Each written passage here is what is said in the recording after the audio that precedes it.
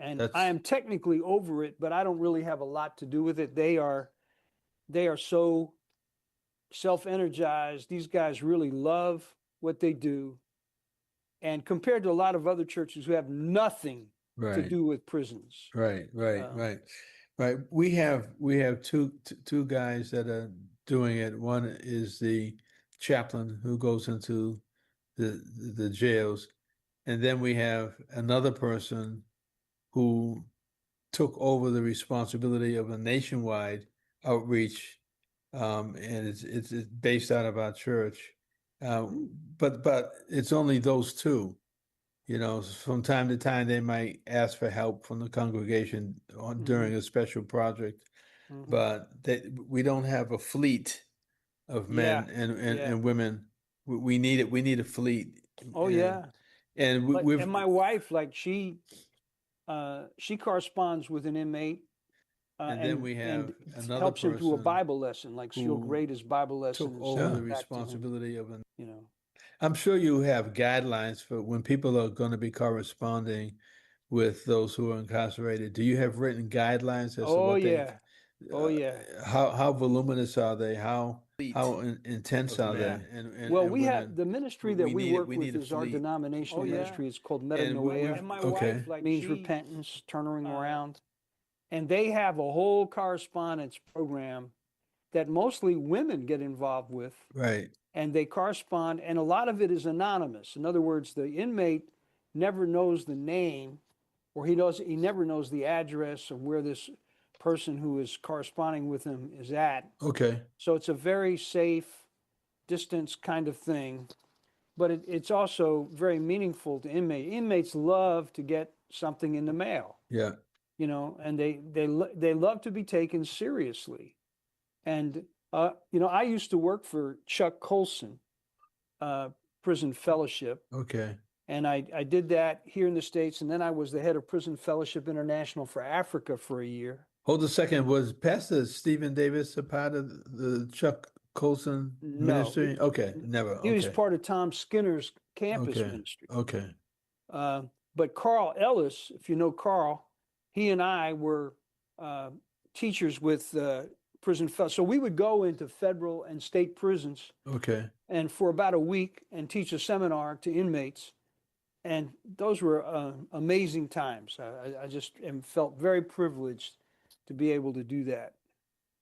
Yeah, phenomenal ministries, and ours are almost like seasonal. You get an influx of men, and then other times it's just they're corresponding. They're sending it in to Pastor Hobbs or to Mm, Eric, and they're mm, trying to meet their needs. A mm, couple of weeks ago, the guy that's running the national program, it's called CURE. I can't give you what the acronym means, but it's CURE. It's a national program. It's in all the states. mm-hmm. Again, a lady in our church was running it. She turned 92, if I'm correct, and she had to give it up. God So, bless her. so this young man in the church has taken it over, Mm, and he asked me if he could use the church last week for one day. An ex-offender needed to register with the program, needed to get a job, needed to get housing, and so he sat with him for hours, giving him all of the information that he needed.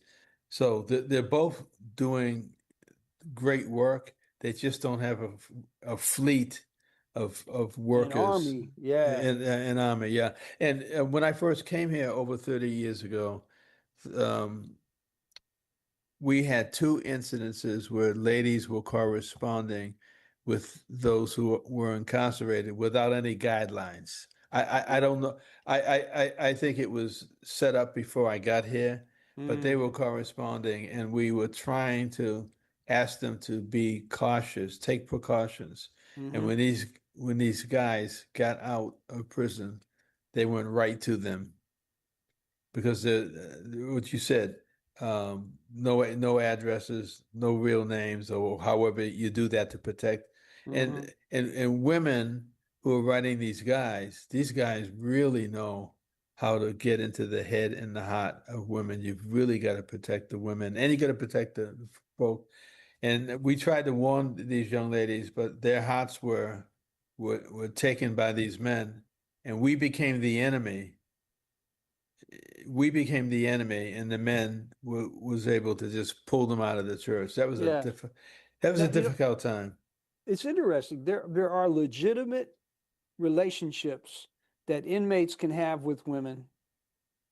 Usually, if a woman is wise, she will make sure her pastor, her elders know, and they'll have communication with leaders both in the prison and in the church. I have a friend who was serving 15 years in San Quentin, and he 15.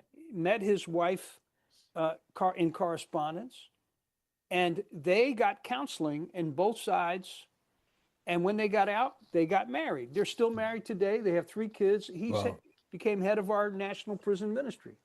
He's a godly man, a man of integrity. In fact, he's an elder here at our church. But there are other men, you know, and this is not just a problem for Christian women in churches. It's also a problem for female guards in the prison system. They wind up falling in love with inmates. Some of them have gotten pregnant in the prison by inmates. We've been hearing a lot about that, Randy. Yeah, I mean, because here's the reality: biology is real. Mm-hmm. Emotions are real. Mm-hmm. People are lonely, they're needy, they fall in love. We call it love. And then there are also those who manipulate Yeah. other people. Yeah. And so it is very problematic to have women guarding male prisoners and vice versa, men, guarding female prisoners and abusing them. And this is a national problem. And it's like, oh, we don't want to talk about that because we're professionals. We don't have any sexual temptation because we're professionals. And I will tell you, it doesn't work in the military and it doesn't work in the prison system. Being a professional does not keep you from sinning. Yeah, yeah. So have you had to deal with any of that? Well, New Fellowship, did you have to deal with any of that? Was it intense? Well, we tried again to point all of our people who did any prison ministry through correspondence to be very careful about it, to try to remain anonymous. We certainly had inmates who came out and got married to some of our women. Ah. One of them did not work out well at all. Mm. And he just used this woman. Dear friends, this is Pastor Bruce Wall. Your support keeps WBPG-LP 102.9 FM radio on the airwaves. We are proud to be Boston's only black-owned, FCC-licensed, church-based FM radio station. Daily, we bring you news, gospel music, and talk radio. Many of you have asked about our operating costs. It takes $5,000 each month to keep the station running. Consider making a financial gift of $10, $20, $100, or even $1,000 to help us continue to bring you the content you love. You can send your donations via Cash App to $BPI-TV, $BPI-TV, $BPI-TV, or mail your support to Boston Praise Radio and TV at 670 Washington Street, Dorchester, Mass. Zip code 02124. That's 670 Washington Street, Dorchester, Mass. Zip code 02124. Without your crucial support, Boston Praise Radio and TV may no longer be able to bring you the programs you love. Your contributions make a real difference. Left her, and she was heartbroken. We had another inmate came out, he got married, and that was a successful marriage. But at the end, in fact, he became, he had been a big drug user and drug dealer down in Orlando. No, not Orlando, Daytona Beach. And I remember talking to him once about, I said, well, what did you do to get in prison? He said, man, I probably broke into 1,000 homes. Wow. And one time I was, they had a system where his sister would knock on the front door and then he would go around the back while they were trying to figure out if anybody was home. and he thought, okay, nobody's home, nobody's answering the door. He jimmies the window in the bathroom, and just as he's about to crawl in, the person inside fired a weapon, and it went right through his hair. Wow. Wow. He said, I've never run so fast in my life. Wow. Wow. That could have But been fatal. oh, That was close. but he went to prison. I mean, he basically was looking at a life sentence. And the very first week he was in prison, a Presbyterian elder came and witnessed to him, and then began a pretty much a lifetime a discipleship with this guy. And so he grew and grew, got out, came here in a halfway house, went to a Christian college, graduated summa cum laude, brilliant man, Wow. and married, and was in our church, became an elder, went to plant a church down in Florida, and fell into sin. And he died. You know, he broke up with his wife, he abandoned his family. But as he was dying, he called her and said, would you please take care of me while I die? And she did. And he passed away, but I don't know if he ever got right with the Lord after that. It was sorry for telling you that tragic story, but No, but yeah, there are tragic stories, and if we don't learn from the tragic stories, we're destined to see them happen again and again and again. yeah, So this person was doing everything right. yeah. Where was the disconnect? Well, he became discouraged. You know, he tried to become a pastor and plant a church, Okay, and it didn't work out well. And because of his pride, and he was a man of great pride, he became angry with God. I see. He blamed God for it. And then he went back to taking drugs. And that's what killed him. You know, it was like God said, okay, you're not going to live this wicked life long. And he didn't. He fell into drugs, and boy, it attacked his liver. And before you knew it, he was dying. Yeah, that's too bad. Well, again, whenever you talk about prison ministry and prison stories, there's always the severe ones, the ones that really break your heart. And so I've got to reach out. I've got to find a way to reach out to this young man who hasn't been to church in 3 weeks because Mm, we had to speak to them. And again, I'm trying to learn from every experience that we go yeah, through. I'm yeah. trying to learn. I don't want to repeat it. Now, there's a question I have to ask you, but I don't want you to be drained by this question. So if this so if this question drains you, we don't have to go near it at all. But it has to do with Russia and Putin and his meeting with the president on Friday, which is the biggest news coming down the track. And I Mm-hmm. think I think it's kind of a plant to get away from other things that they don't want to talk about. But um, what can be gained? You're a military man, that's why I'm coming to you. What can be gained by this meeting taking place when Zelensky isn't going to be anywhere around the meeting at all? And how do you describe Putin? Is your terminology for him that he's just a war criminal, that in this kind of a person and personality is nothing you can do to beat him at his game? T Talk to Well, me about that. I think Putin is his own worst enemy. I mean, he has destroyed Russia. I mean, he's taken Russia from where it was. I mean, he could have, you know, he is a corrupt individual. He he basically they call Russia a kleptocracy. And basically when the Soviet Union fell, there were no millionaires in Russia because communism leveled everybody. Okay.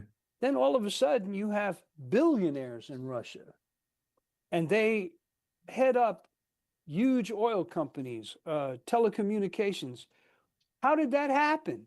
Well, because people like Putin said, I will reward my friends and punish my enemies. And so whenever one of those guys gets out of line, he seems to fall out of a skyscraper. Um, Russia has an epidemic of business leaders who have suddenly fallen out of skyscrapers. Or their planes crashed. Oh, yeah, planes are too expensive. It's cheaper for somebody to be pushed out of a window. Hmm. But he is a gangster. I mean, he is not only is he evil in terms of being a thief and rewarding thieves, Mhm. but his thinking is screwed. I was listening to him last night at a conference that they were having, and he was explaining his view of the war and how it happened.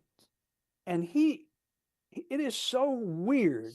It sounds like he's making sense until you listen to what he says and you realize, okay, what he just said there isn't true. That didn't happen. Uh, he is using one measure for Russia and a different measure for Ukraine. Okay. Um, so, in answer to your question, it's a very dangerous time for Ukraine and for Zelensky. And it's dangerous because the President of the United States may think he has the ability to give Ukraine to Russia. The President of the United States has no right to offer to Putin parts of Ukraine in order to have peace. And the danger is that Trump can say, like he's already said, well, Ukraine's going to have to give up some of its territory for there to be peace. The Ukrainians say, no way. That's what this war is all about. We didn't invade them, they invaded us.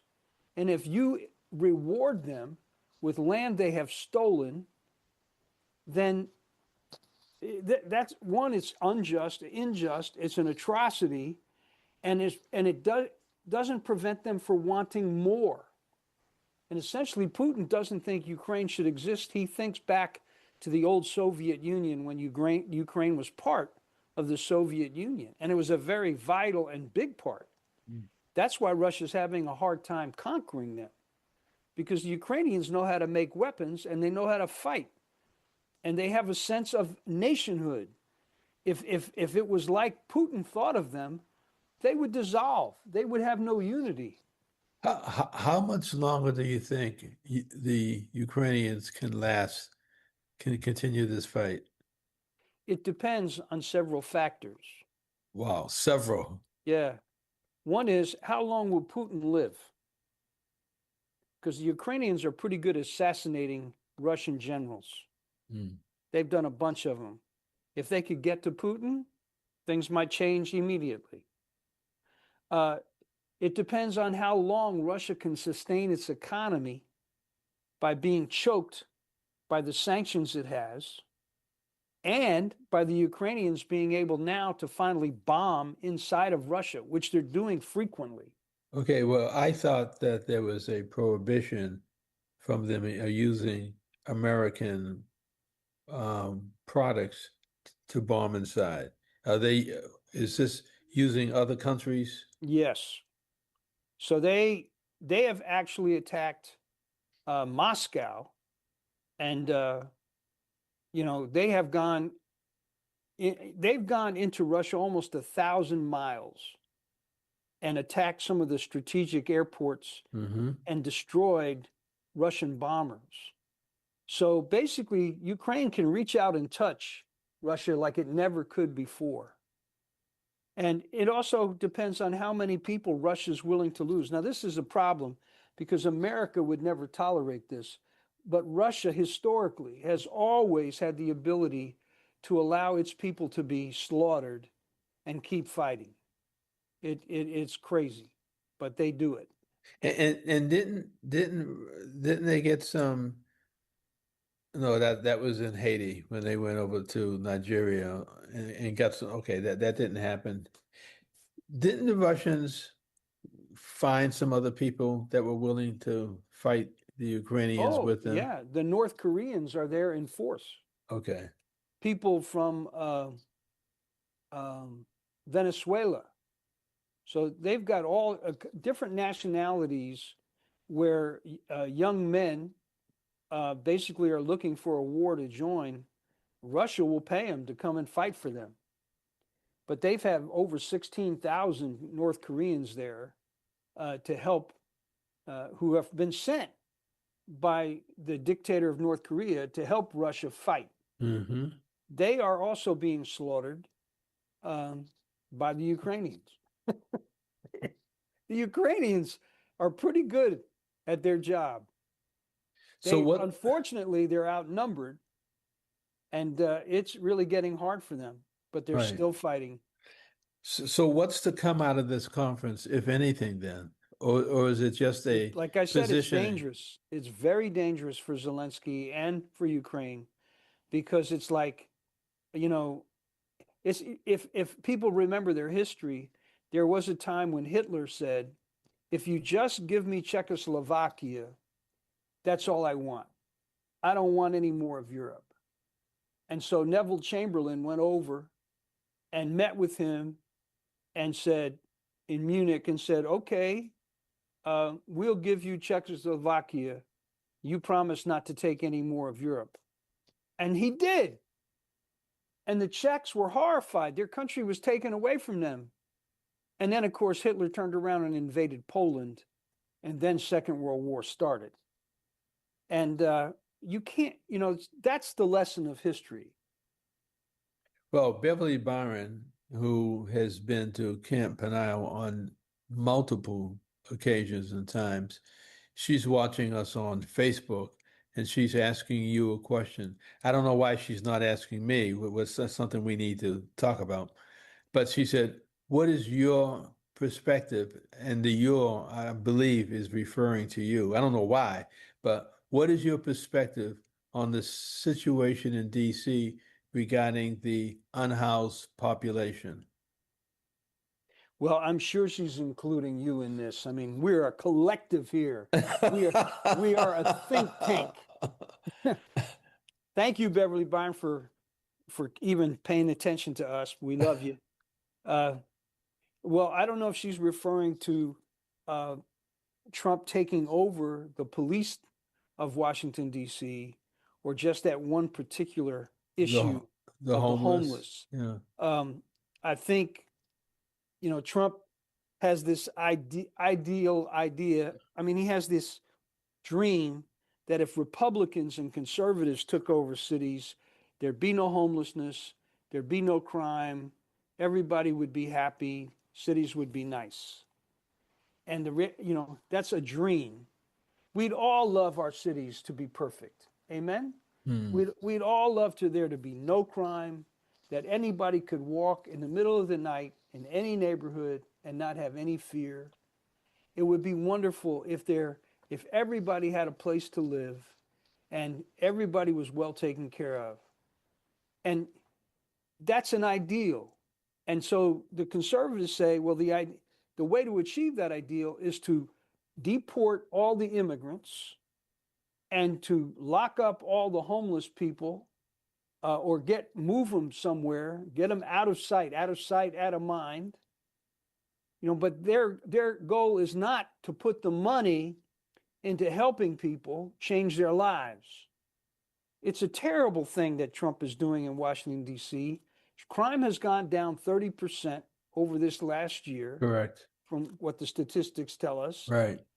But every once in a while, there is a crime in Washington that is very alarming, especially if that person who gets attacked has something to do with the government. And you go, how dare they?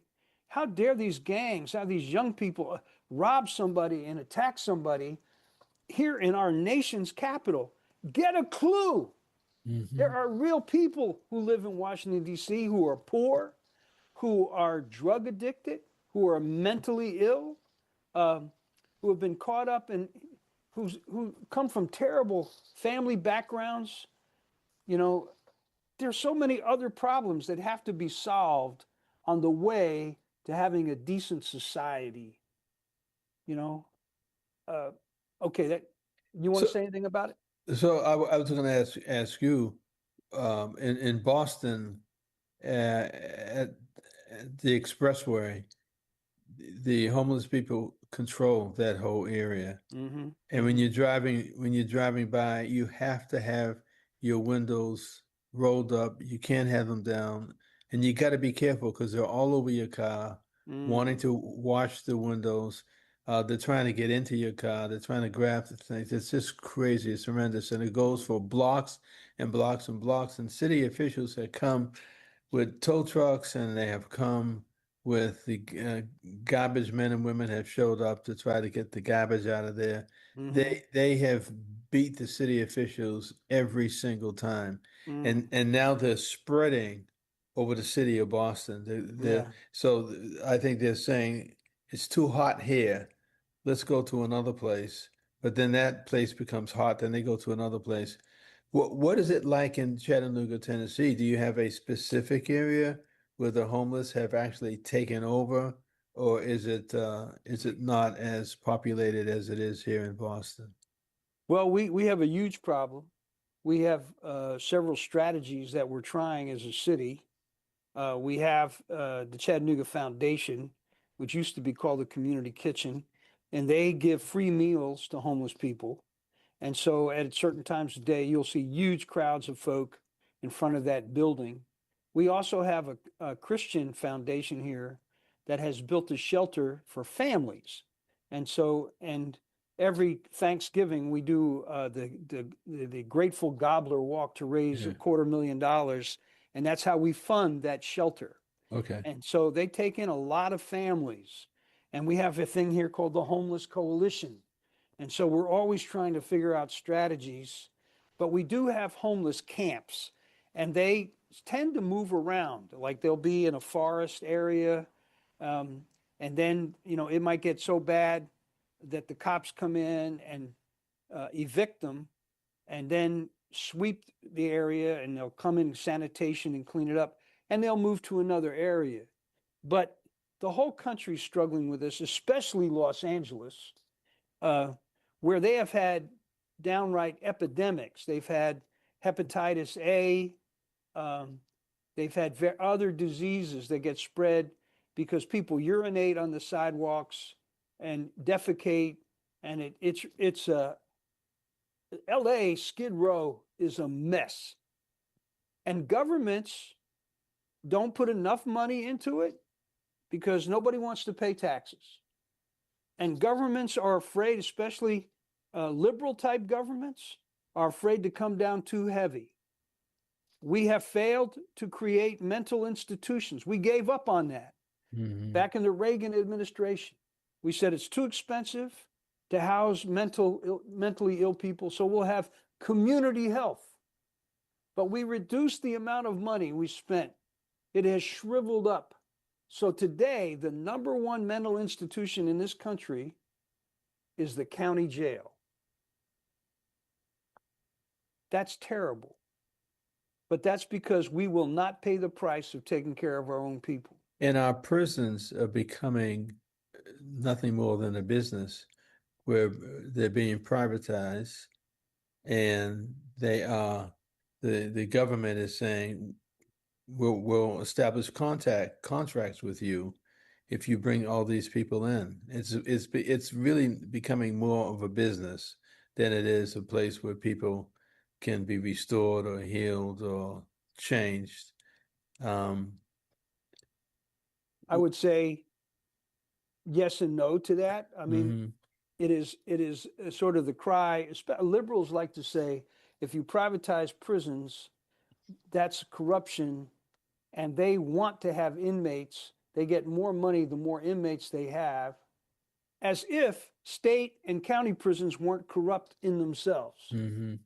I mean, They're people are putting all trying, the corruption charges on the private. yeah, Oh, instead ignoring the fact there have been plenty of state prisons and county prisons that had horrible wardens, horrible administration, mm. corruption inside the prison, drugs flowing into the prison, selling some of the food and material that was allocated to the prison to private friends. Yike. So this is, there is no easy solution. So when somebody says, well, if we just didn't have private prisons, everything would be okay. That is nonsense. There's, the question is, the state has an authority to oversee every prison in its territory, private or public. I was going to say even the private ones, right? Yeah, it is still the responsibility of the government to give us safe and secure institutions, whether they be private or public, So the private institutions have to be certified, right? and They have, inspected. right? Okay. Yeah.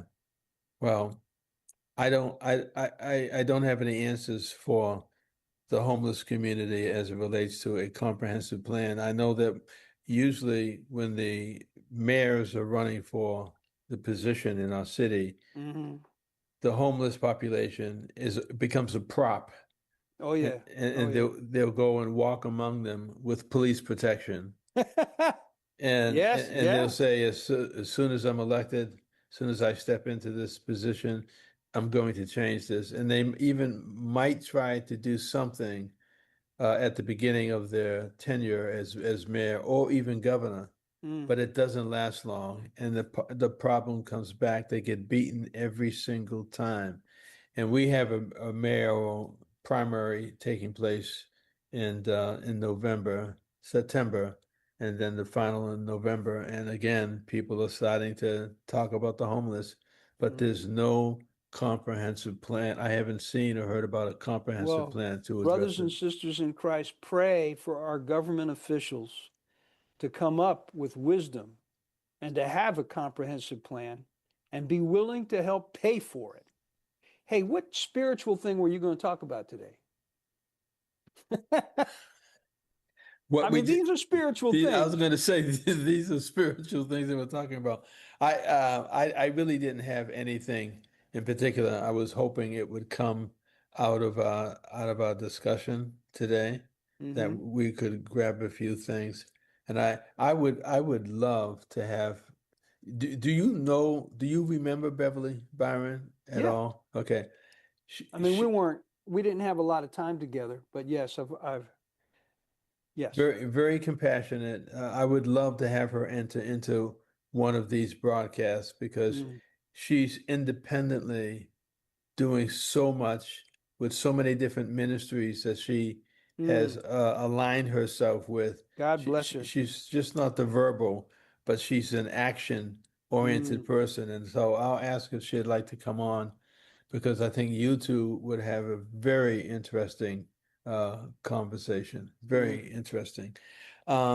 This coming Sunday, I'm preaching, and I'm gonna do the story of the woman who touched the hem of. Oh man. I've done that. Oh, there was a woman Oh gosh, in the he's gonna Bible sing. one day. Go ahead. I can't. That music has really pulled me into a whole different place. But I've done it many times, and when I do a sermon on it, I don't go back and look at my notes. I go from scratch Yeah, okay. because the You Lord's want to preach given it fresh. right fresh, and God's given me new revelation, new insight, and I can't wait to get into it because this is going to make you laugh. So we have a young lady in our church. She's actually a part of the radio station, and she runs the sound system on Sunday mornings. All right. And so, we've got it worked out that when it comes time for the altar call, I want her to put on certain music and play this certain music and play it kind of low, bring the mics down for other people, but leave it on for the person who's issuing the call. Do this, do that. So a couple Sundays ago, I looked up into the balcony to the sound people, and I was trying to get her attention. And I'm going, where is she? This is not the time to go to the bathroom. Where is she? I don't know where she's at. I'm not being this animated because I'm trying to get their attention. And I look in the line, and guess who's in the line? Mm. The sound technician is in the altar call coming down wanting to be prayed for. What do I do? Go back. No, not you. Not you. And it happened. It happened this Sunday. I'm looking around. I'm trying to find. I said, I don't see them in the line. Yeah, What yeah.